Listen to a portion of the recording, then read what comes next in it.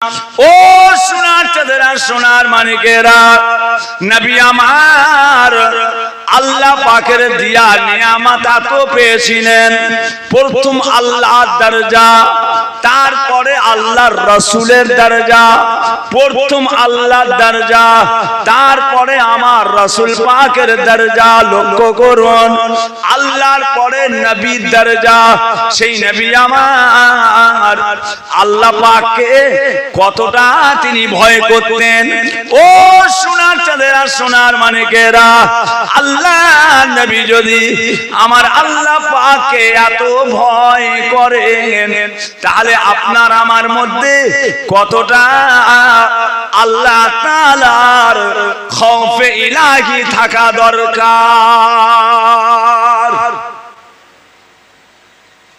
আছে। বড় ভাইজান বলতেন, আল্লামা পীর সাইফুদ্দিন সিদ্দিকী সাহেব আমাদের বংশের মুরব্বী, সব চলে গেছে বাবা, সব চলে গেছে, আর নেই।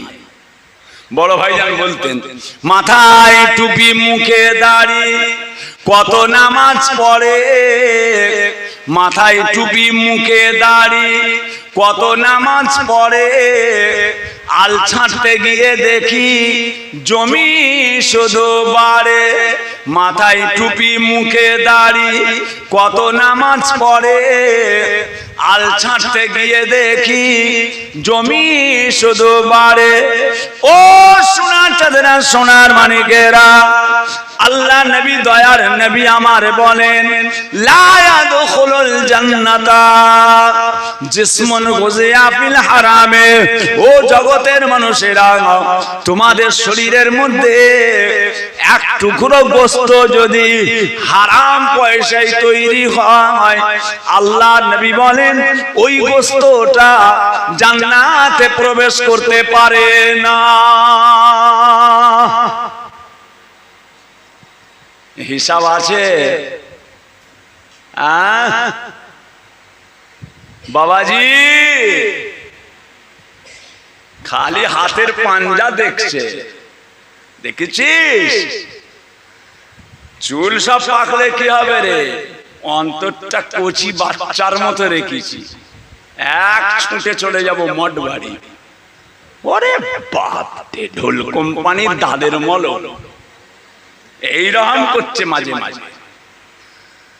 বাবাজিরা, সোনার চাঁদেরা, এখনো অনেক মুসলমান আছে, বললে বিশ্বাস করবেন না, আত্মায়াত জানে না, সানা জানে না, দরুদে ইব্রাহিম জানে না। যে কত বয়স গো, আগেকারের অরিজিনাল খাওয়া, তোদের মতো ভেজাল খেচ্ছি। জ্ঞান দেয়, আবার জ্ঞান দেয় তোদের মতো ভেজাল, তোরা তো সব সার খেচ্ছিস, আমরা কবজি বুঝাই করে দুধে ভাতে খেয়েছি। বাপের একটা ছেলে, দুটো ছেলে, 5টা গরু ছিল আমাদের। মা কি করবে অত দুধ, বাটিতে ঢেলে, বাসনে ঢেলে, গামলাকে গামলা দুধ দিয়ে ভাত খাইয়েছে, দেখেছিস? বলে একটু কলেমাটা পড়ো তো, বলে লা ইলাহা ইল্লাল্লাহ। থাক থাক আর থাক, কথা বুঝেছেন বাবাজি? বয়স দেখছো, 1000 গাধার চাইতে একটা রেসের ঘোড়ার দাম অনেক বেশি। 1000 গাধার চাইতে একটা রেসের ঘোড়ার দাম অনেক বেশি। আল্লাহ পাক যখন দুনিয়াতে আপনাকে আমাকে পাঠাবেন, ডাকলেন, এ আদম সন্তান, চলে যাও পৃথিবীতে, পৃথিবীতে চলে যাও, দুনিয়া তৈরি করেছি, যাও। মানুষ বলছে আল্লাহ ক বছর? আল্লাহ বললেন 40। ক বছর? বলে 40 বছর। আল্লাহ 40 বছর, মাত্র 40 বছর।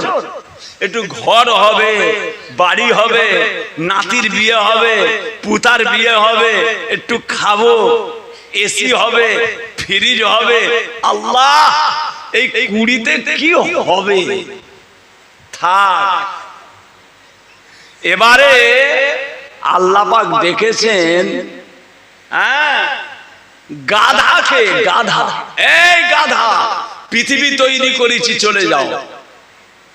গাধা বলছে আল্লাহ পৃথিবীতে ক বছর যাব? আল্লাহ বললেন 40 বছর। গাধা বলছে আল্লাহ 40 বছর বুঝা বইব? 40 বছর বুঝা? আল্লাহ একটু কমিয়ে দেন।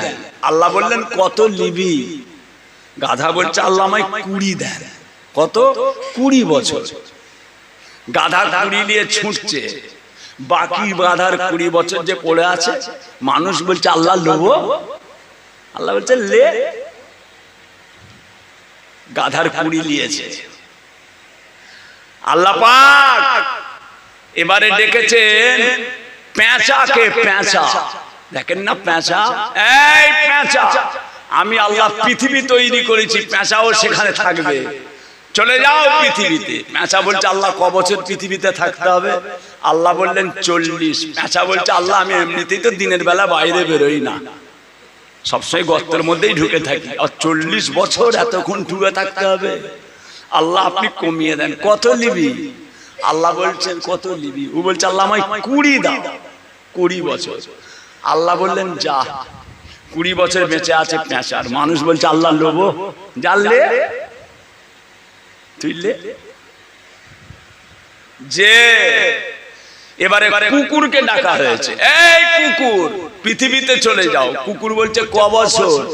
আল্লাহ বললেন 40। বলে আল্লাহ কত লাথি ঝাঁটা খাবো? যেখানে যাই সেই লাথি মারে, ঝাঁটা মারে, দূর হ, দূর হ, দূর হ, ছি ছি ছি, দূর হ। আল্লাহ 40 বছর সহ্য করা যায়? আল্লাহ বলছে কত নিবি? বলে 20।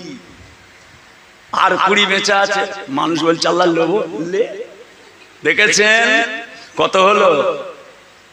কত হলো গো? বলে অরিজিনাল খেয়েছি। কত বয়স? 100। নিজস্ব কত? নিজস্ব হচ্ছে 40।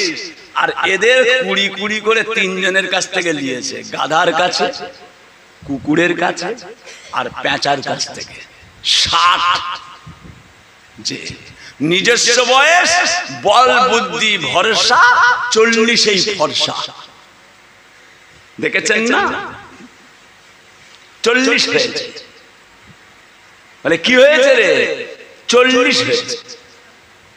লেখাগুলো ডবল দেখছে, দেয়ালের লেখাটা যেন ডবল দেখছে। যাও একটু টেস্ট করো, দেখতে পাচ্ছ না? আর একটা ঢুকিয়েছে, দেখতে পাচ্ছ? হ্যাঁ, কেমন লাগছে? বলে একটু পরিষ্কার। আবার ঢুকিয়েছে, কেমন লাগছে? আর একটু পরিষ্কার। আরো দিয়েছে, কেমন? হ্যাঁ, বেশ ধপধপে লাগছে। ও আচ্ছা, 40 হয়েছে তো চোখে 40 হয়েছে, বল বুদ্ধি ভরসা, 40এই ফর্সা। কর্ম শেষ, কর্ম শেষ। আর কেন? কথা বুঝেছেন? 40 বছর হয়ে গেল, ছেলেদের আল্লাহ তাআলা একটা বিয়ে শাদী দিয়েছেন, একটা পুতা হয়েছে, কচিপাড়া পুতা আল্লাহ দিয়েছে। কচিপাড়া একটা পুতা, বেটার বেটা। আসলে সুদে মায়া বেশি, বাড়িতে ঝালাপালা করছে, বৌমা রান্না বাড়া করবে, আগুনে পড়ে যাবে না, পানিতে পড়ে যাবে না, আসামে পড়ে যাবে, ভাতের আসামেও পড়ে যেতে পারে কচিরা। কচির মা ডেকে বলছে ওগো কোথায় যাবে? বলে এটা রাস্তার ধারে যাবো। বলে এটাকে নিয়ে যাও না গা। দেখেছেন? কোথায় যাচ্ছ? একটু মঠ বাড়িতে যাব, একটু মঠ বাড়ি যাবো, এটাকে নিয়ে যাও না গা। দাদুটাকে কাঁধে তুলে দিয়েছেন, নিজস্ব 40। এবারে কাঁধে তোলার পালা। যে ধার করেছে গাধার থেকে, বয় এবারে শুরু। বয়ে যা, বয়ে যা। কোথায় যাবে গো? মাঠে যাচ্ছি। কোথায় যাবে? ওই যাচ্ছি ভেড়ির গায়ে যাব, এটাকে নিয়ে যাও না গা। কোথায় যাচ্ছ গো? আলু খেতে। কোথায় যাচ্ছ? ধানটাকে দেখতে যাচ্ছি জমিতে কতটা হয়েছে, কাটবার মতো হয়েছে কিনা। বলে এটাকে নিয়ে যাও না কাঁধে করে।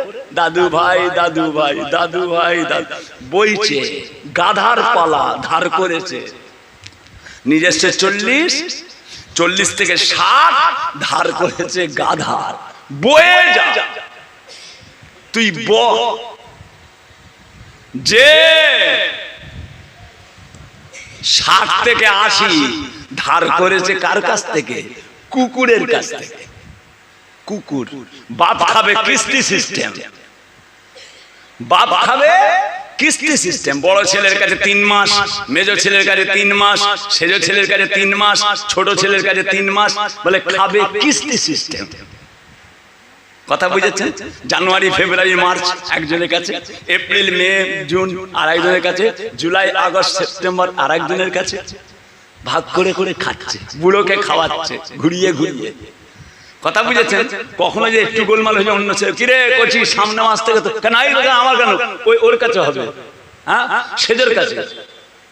সেজের কাছে যে বলছে কিরে কচি সামনে মাস থেকে আমি তোর কাছে খাবো তো। না না না না না, আমার কাছে কেন? এই তো তুমি খেয়ে গেলে। মেজর কাছে হবে। যার কাছে যাচ্ছে সেই তাড়াচ্ছে, দূর দূর দূর। কুকুরের পালা ধার করেছে। কুকুর ফেরত দিচ্ছিল, নিয়েছে। এবার যে 80 থেকে 100 ধার করেছে পেঁচা, মসজিদেও তখন আর আসতে পারছে না। খালি মাঝে মাঝে কল্লা বাড়ায় আছে, এ ঢুকছে ও ঢুকছে, ভট ভট করে মোটর সাইকেল করে একদম ভালো ভালো মিষ্টির প্যাকেট আনছে মালঞ্চ বসিরহাট থেকে। খালি প্যাকেটটা দেখছে নিচেই পড়ে আছে, প্যাকেটের ভিতরে যেটা ছিল সেটা চোখে দেখতে পাই না, সে আউট। খালি ভালো দেয়নি দেয়নি। বাবাজি কাকে দিলেন? যে হাওড়া জেলায় জলসায় গেলাম, জুজার শাহ পাশে জলসায় গেলাম।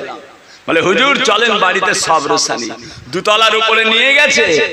আসার সময় যখন নেবে আসছি দেখি সিঁড়ি ঘরের পাশে একটা ছোট্ট ঘর আছে, দরজাটা খোলা আছে। দরজাটা একটুখানি ফাঁকা, জানালাটা ফাঁকা হয়ে আছে। আর চোখে নজরটা পড়লো, দেখি ঘরের ভিতরে একটা বুড়ো শুয়ে আছে, পুরো উলুঙ্গ,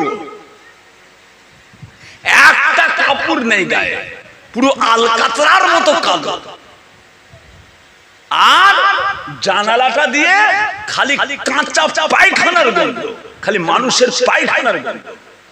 সর্বনাশ, কি ব্যাপার দেখেছেন? মাঝে মাঝে দরজাটা খালি খোলে, বাসনে করে খানা ঠেলে দেয়।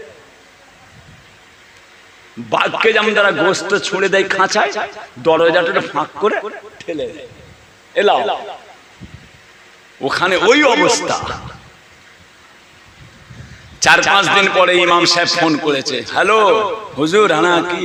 বলে হুজুর যে বাড়িতে মিলাদ করতে এসেছিলেন, হ্যাঁ। বলে ওই বাড়ির বাপটা মারা গেছে, ইন্তেকাল করেছে। হুজুর আপনাকে জানাজার জন্য বলছে, আসবেন? জানাজায় যাবেন? মারা গেছে। যে ইমাম সাহেবকে দিয়ে পাঠিয়েছে, যাও ভিতরে ঢোকো। সে গামছা বেঁধে ঢুকেছে। বাপের লাশ বের করবে ইমাম, নাই চাকরি চলে যাবে। যে যাও, গামছা বেঁধে ঢুকেছে। আমাকে এসে বলছে হুজুর জানাজা হয়ে গেছে। বলছে মুখটা খোলো না, মুখটা খোলো একটু দেখবো। লোকটার মুখটা একটু জনমের মতো দেখেলি, মুখটা খোল। না হলে হুজুর মুখ খোলা যাবে না। কেন? কাফনটা খোলো, মুখের দিকটা একটু দেখবো। বলে হুজুর একটা নাকের এই দিকটা আর কান চোখের কাছটা নেই। নেই কেন? বলে হুজুর ইঁদুরে খেয়ে নিয়েছে। মানে কবে মরেছে সেটাও জানে না, লাশ ওই ঘরে পড়ে আছে, ইঁদুরে খেয়ে নিয়েছে। কি বুঝলেন? কেউ কারো না ভবের মাঝে, কেউ কারো যে হইবে না, কেউ কারো আর দুঃখ যে গো বক্ষ পেতে লইবে না। মাতা পিতা ছাড়া হবে, দুঃখের ভাগী কেউ না হবে। ভাই বিরাদার বন্ধু সবে, কেউ যে ফিরে দেখবে না। একা যেমন আইলি তেমন একা চলে যাইবি রে। ঘোর প্রেমের বাজারে তুই সঙ্গী কোথায় পাইবি রে। ও সোনা চাঁদেরা, সোনার মানিকেরা, জানাজার নামাজ আদায় করে যখন আপনাকে কবরের মধ্যে শুইয়ে দেয়া হবে, বিসমিল্লাহে ওয়া বিল্লাহে ওয়া ফি সাবিলিল্লাহি ওয়া আলা মিল্লাতি রাসূলিল্লাহ, বিসমিল্লাহে ওয়া বিল্লাহি ওয়া ফি সাবিলিল্লাহি ওয়া আলা মিল্লাতি রাসূলিল্লাহ, মিনহা খালাকনাকুম ওয়া ফিহা নুঈদুকুম ওয়া মিনহা নুখরিজুকুম তারাতান উখরা। 3 মুঠা করে মাটি দিয়ে আর যে যার বাড়ির দিকে চলে যাবে, যে যার ঘরের দিকে চলে যাবে। ও সোনা চাঁদেরা, কেউ নাই, নাতি নাই, পুতা নাই, ছেলে নাই, জামাই নাই, ভাগনা নাই, ইমাম মুয়াজ্জিন কেউ নাই। ওই গোলের মধ্যে কবরেতে একা আপনাকে থাকতে হবে। এমন সময়তে আল্লাহ তাআলা নিয়ামত ওই কবরে পূর্ণিমার চাঁদের মতো দেখতে আপনার কবরে এসে হাজির হয়ে যাবে। এ কবরবাসী জবাব দাও, এ কবরবাসী জবাব দাও, এ কবরবাসী জবাব দাও।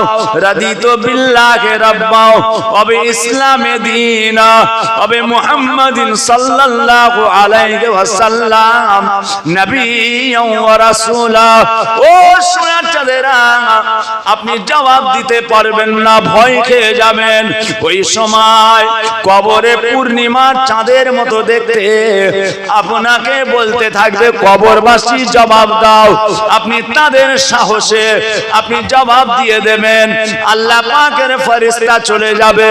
ওই সময় আপনি বলতে থাকবেন, ভাই আপনারা কারা? এত বড় বিপদের সময়, এত বড় মুসিবতের সময় আমার পাশে দাঁড়িয়ে গেলেন, আপনার পরিচয়টা একবার দিন। ওই সময় তারা বলতে থাকবে, হে কবরবাসী, তুমি আমাকে চেনো না, তুমি আমাকে চেনো না।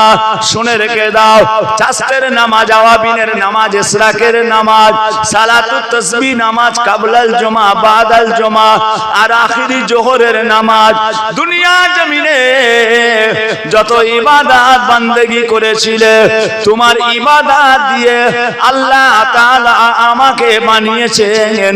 আমি হলাম তোমার ইবাদত। তোমার কবরেতে কিয়ামত পর্যন্ত থাকবো।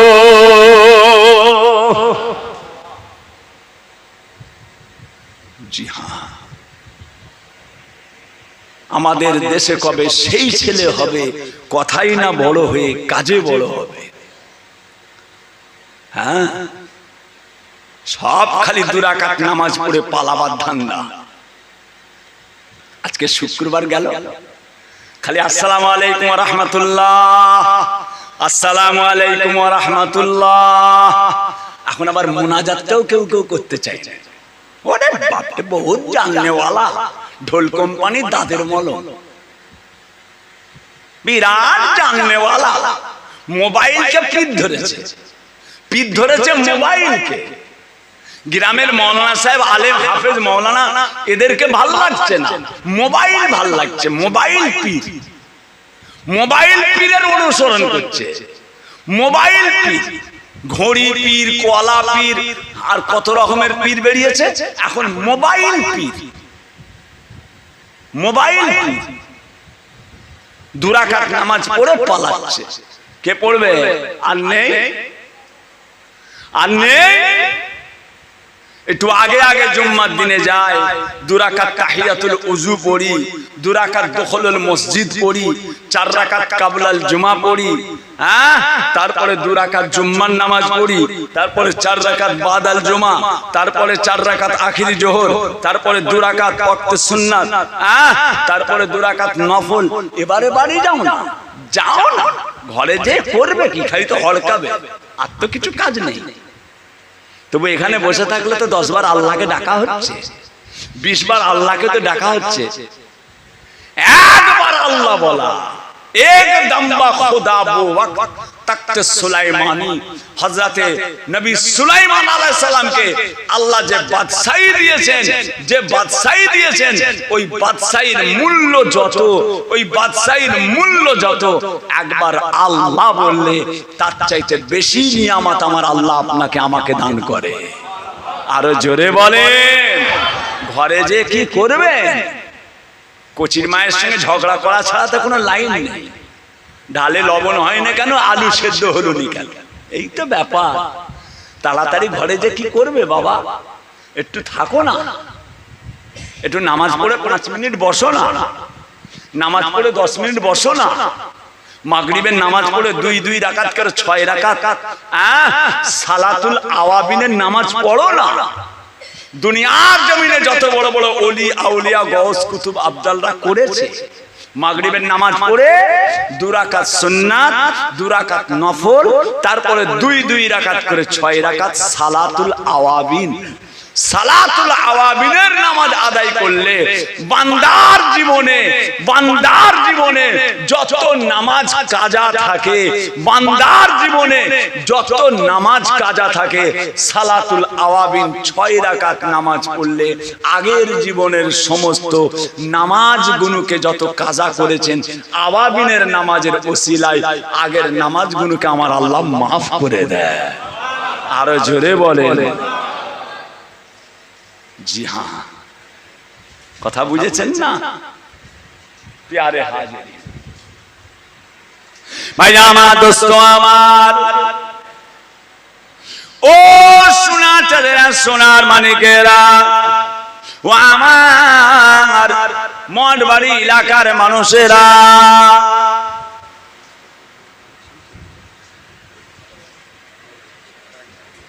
আল্লাহ নবী দো জাহানের বাদশাহ হাবিবুল্লাহ হুজুর আকরাম সাল্লাল্লাহু আলাইহি ওয়াসাল্লাম, আল্লাহ তাআলা আপনার আমার নবী পাককে কত বড় নিয়ামত করেছেন লক্ষ্য করুন।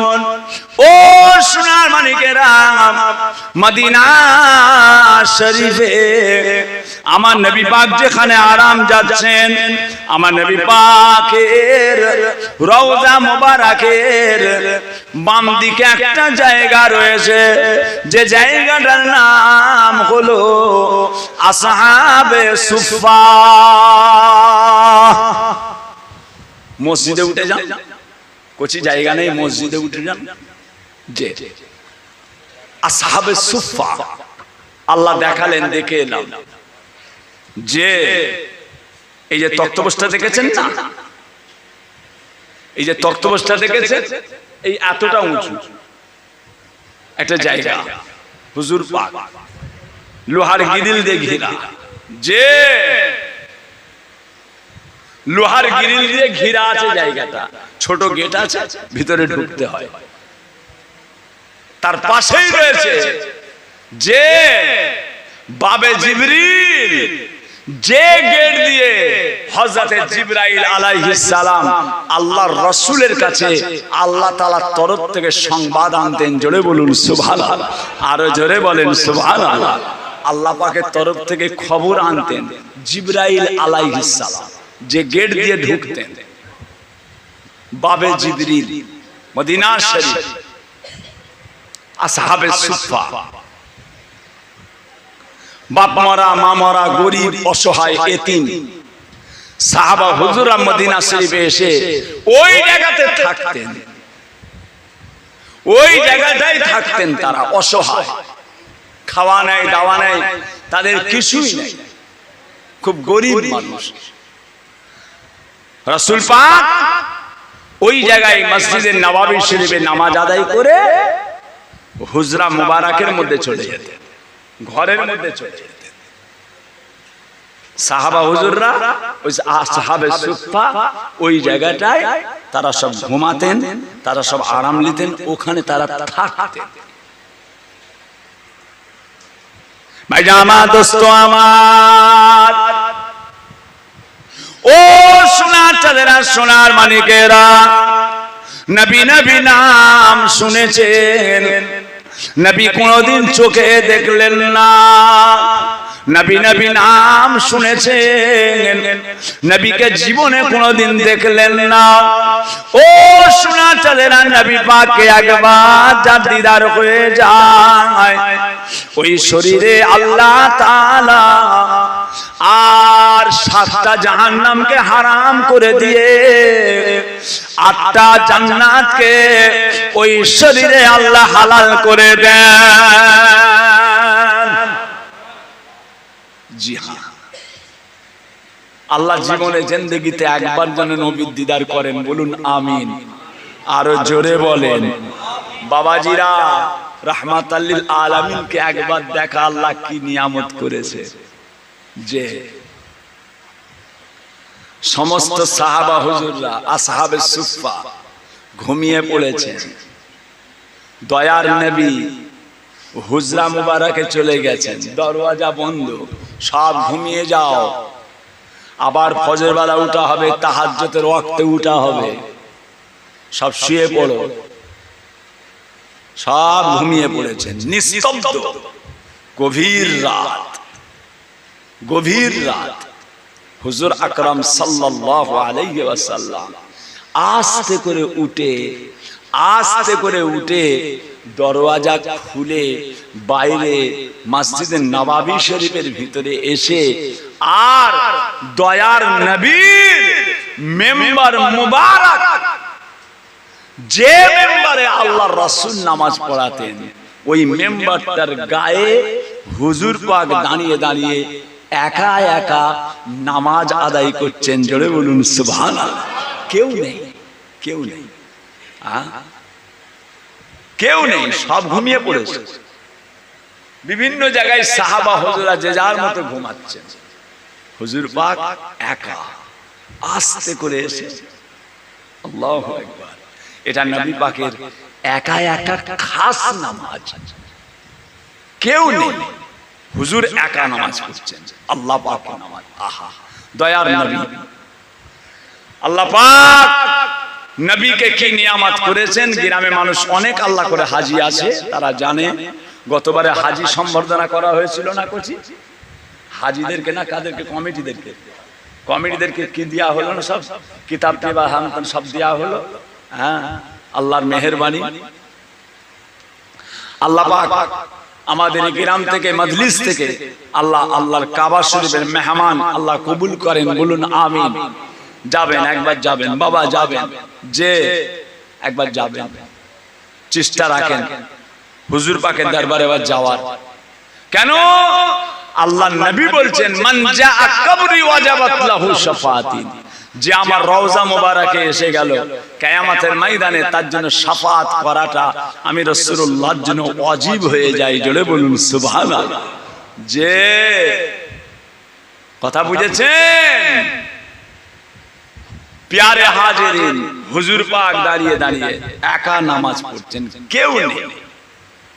কিন্তু আল্লাহর রাসূল যে আমলটা করতেন, যে ইবাদতটা রাসূল পাক করতেন, সাহাবারা দেখার সঙ্গে সঙ্গে সেই ইবাদতের মধ্যে তিনারাও শরীক হয়ে যেতেন। জোরে বলুন সুবহানাল্লাহ। হুজুর করছে, আমরা করব না? হুজুর করছেন, আমরা করব না? জি হ্যাঁ, আমরাও শরীক হব। ভাইজান আমার, দোস্ত আমার,